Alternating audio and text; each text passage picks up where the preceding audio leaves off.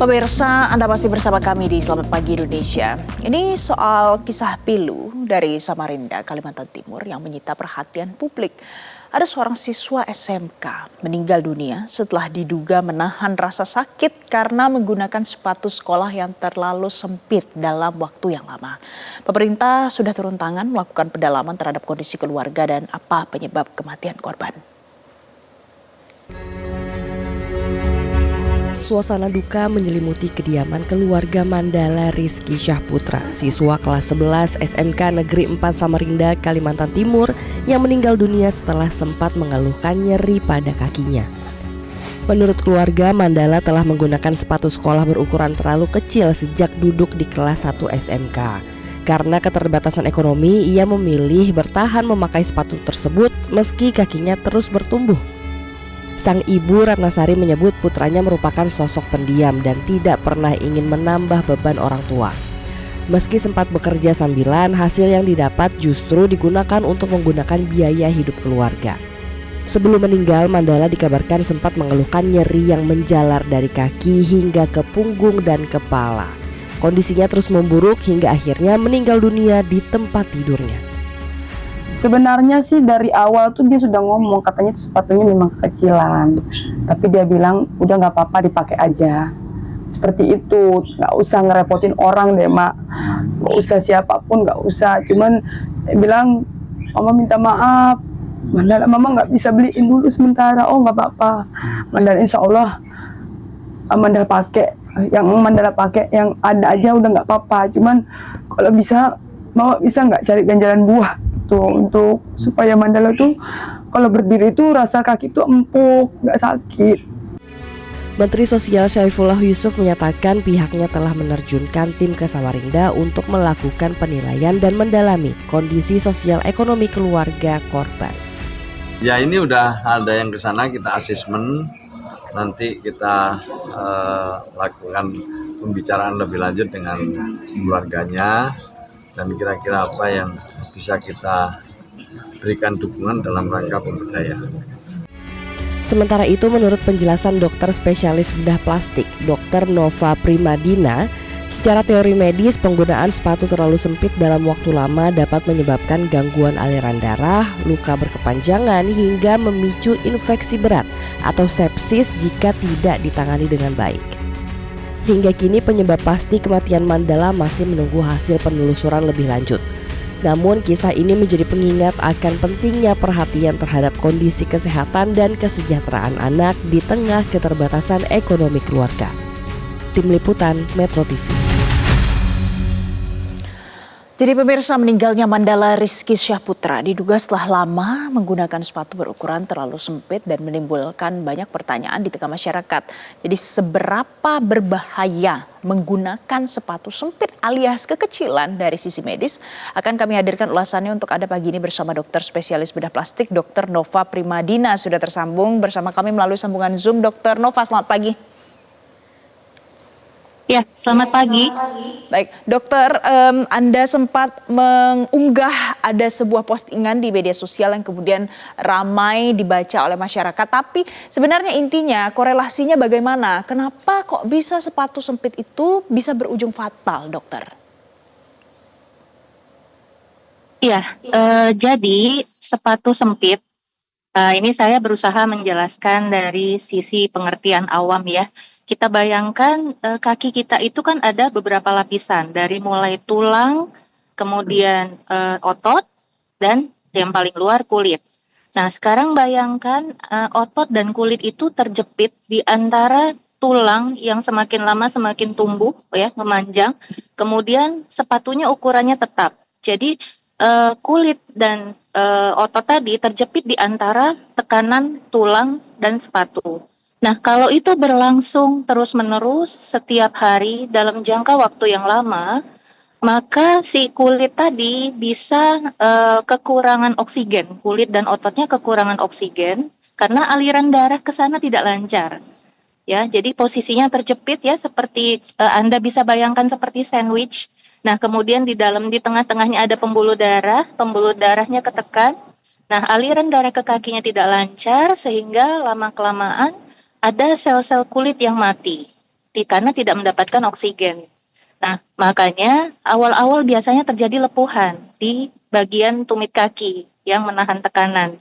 Nah, kalau lepuhan ini biasanya kan kalau diterapi, diobati, itu tidak akan terjadi infeksi.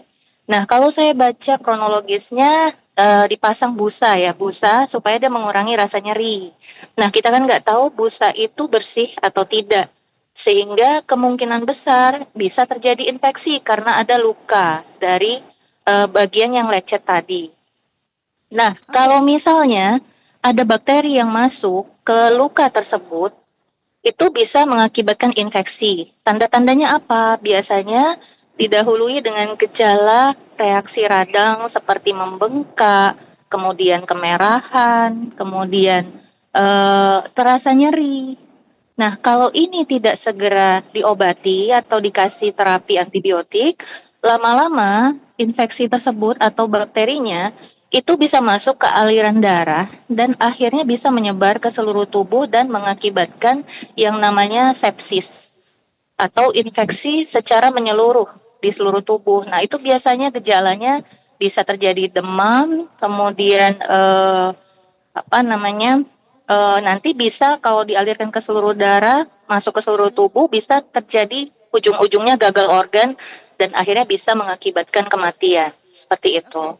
Oh, jadi ada tahap yang dinamakan sepsis sampai kemudian bisa menyebar, gagal organ sampai berujung pada kematian. Tapi sejauh ini adakah riset atau mungkin literatur yang membuktikan teori seperti ini itu mungkin terjadi, dokter, kalau menggunakan sepatu yang ukurannya kekecilan dalam jangka waktu lama? Kalau secara teori mekanisme patofisiologi penyakit, itu dimungkinkan, terutama jika terjadi infeksi. Kecuali kalau misalnya sepatunya lecet ya, karena kesempitan, kemudian segera dilepas, langsung diganti. Nah, itu kan tekanannya tidak terjadi terus-menerus. Jadi mungkin infeksinya akan reda dengan sendirinya. Tapi kalau tetap dibiarkan, nah seperti yang kita tahu, kalau pakai sepatu itu kan kadang lingkungannya lembab ya. Jadi lingkungan di sekitar kaki itu lembab, apalagi kalau kakinya keringetan. Nah, terus ada luka di sana. Nah, sehingga lingkungan lembab ini bisa memicu pertumbuhan bakteri. Nah, kalau bakterinya tumbuh dan kemudian ada luka di situ, bakteri masuk ke luka, nah ujung-ujungnya nanti bisa seperti yang saya jelaskan. Tapi karena dia bertahan lama ya, kalau saya lihat kronologisnya itu dari bulan, kalau tidak salah bulan Februari sampai Mei.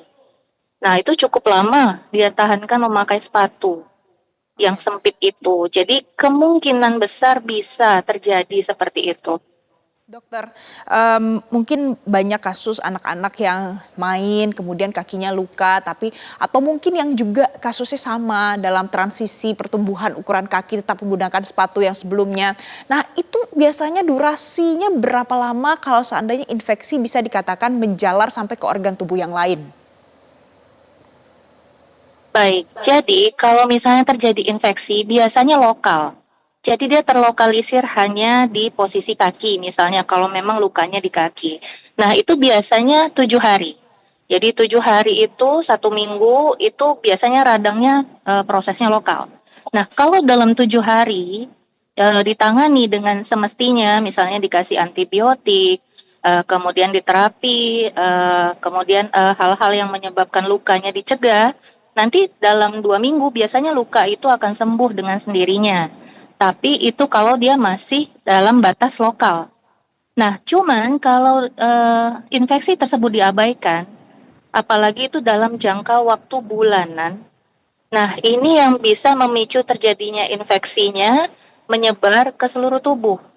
Catat, itu dia dalam waktu kurun bulan ya, bukan minggu lagi, tapi sudah bulan. Jadi bisa terjadi.